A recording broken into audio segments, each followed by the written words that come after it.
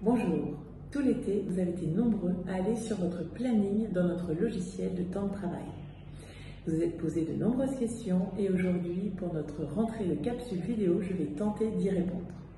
Je suis Élodie Lenuelec, cadre de santé référente à la gestion du temps de travail au centre hospitalier Sud-Essonne avec Sylvie Thomas. C'est parti pour des explications. Mettons de côté les manuscrits, c'est le moment de se lancer dans l'aventure digitale de votre planning. Votre gestionnaire de carrière se base sur le planning consultable sur le logiciel de temps de travail pour établir votre paye, alors jetez-y un coup d'œil tous les mois. Il existe deux grands compteurs dans notre logiciel, le compteur de temps et le compteur de droit. Le compteur de temps, il correspond à ce que vous réalisez au fur et à mesure de l'année. Le temps passé auprès des patients, dans le service, en formation, etc. C'est donc une simple calculette qui n'utilise que la touche plus, l'addition, de son clavier. J'ai travaillé 7h30, le logiciel ajoute 7h30 à mon temps réalisé. Mon cadre m'a demandé de rester 1 heure de plus pour attendre la relève, le logiciel ajoute 1 heure et donc mon temps réalisé sera 8h30. J'ai été obligée de partir plus tôt, je n'ai donc travaillé que 4 heures, le logiciel ajoute 4 heures à mon temps réalisé. Je suis absent pour congé annuel, hors saison, fractionnement, RTT, récupération d'heures, etc. J'ai donc effectué 0 heure de travail, alors le logiciel va ajouter 0 heure à mon compte réalisé. Ces événements vont donc s'additionner au fur et à mesure de l'année. La calculette démarre de 0 le 1er janvier et effectue sa dernière addition le 31 décembre. Seule une absence pour maladie ou une autorisation spéciale d'absence sera une absence valorisée. 7 heures pour un temps plein de jour, 6h30 pour un temps plein de nuit. Chaque journée d'absence valorisée, la calculette l'additionne au reste de l'année. Ce compteur s'appelle le planifié année.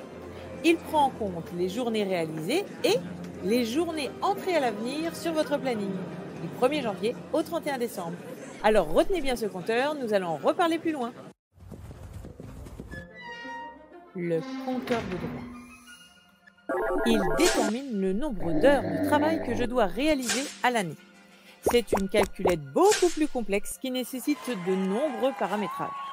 Ici, le logiciel part d'une base simple, le nombre de jours dans l'année, par exemple 365 jours, auxquels vont se soustraire tous les droits acquis au fur et à mesure de l'année. J'ai le droit à 25 congés annuels, le logiciel enlève 25 jours à travailler. J'ai acquis le droit à congé hors saison, 1 jour retiré. Je suis en repos variable car j'ai travaillé 10 dimanches et jours fériés, 11 jours fériés enlevés. Une fois tous ces jours soustraits, il multiplie par le nombre d'heures que vous devez travailler à la journée. 7 heures pour un temps plein de jour, 6h30 pour un temps plein de nuit. Il proratise l'année pour les temps partiels, c'est là qu'intervient la multiplication et la division. Plusieurs capsules y sont consacrées. Il s'appelle l'obligation annuelle de travail, dit l'OAT. Si vous voulez avoir des précisions sur ce calcul, je vous invite à regarder les autres capsules. Attention, le compteur de droit à RTT est le seul compteur qui n'entre pas dans ce calcul. Il n'est qu'un compteur vous permettant de visualiser le nombre de minutes que vous avez réalisées au titre de l'aménagement de la réduction du temps de travail. Et il fera l'objet d'une capsule à part. Ainsi, le planifié annuel et l'obligation annuelle de travail se comparent pour donner naissance à votre balance annuelle appelée solde année en cours. Exemple, j'ai et je vais réaliser 1618 heures à l'année. Mon obligation annuelle de temps de travail est de 1582 heures. Je peux encore donc poser 36 heures, soit 3 jours de 12 heures ou 4 jours de 7h30. Je regarde dans mon compteur de droit ce qu'il me reste, des CA, des RTT, un congé hors saison, un congé férié. S'il ne me reste plus de congé de droit, je serai dans l'obligation de mettre un repos compensateur. À retenir, le planifié annuel comptabilise le nombre d'heures travaillées et seulement celles travaillées ou les absences valorisées. L'obligation annuelle de travail calcule vos heures à réaliser selon vos droits et vos acquis. Le solde année en cours, lui, permet de savoir si vous devez travailler plus ou si vous devez poser des congés ou des heures à récupérer. Ce premier volet est terminé. Vous aurez compris que le logiciel s'utilise à l'année.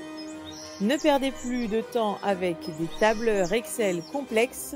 N'utilisez que la touche plus de votre calculette et laissez votre esprit vagabonder vers de nouvelles aventures.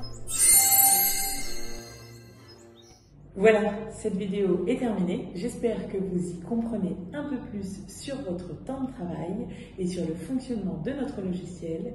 Je vous dis à bientôt et surtout abonnez-vous pour avoir toutes les prochaines vidéos.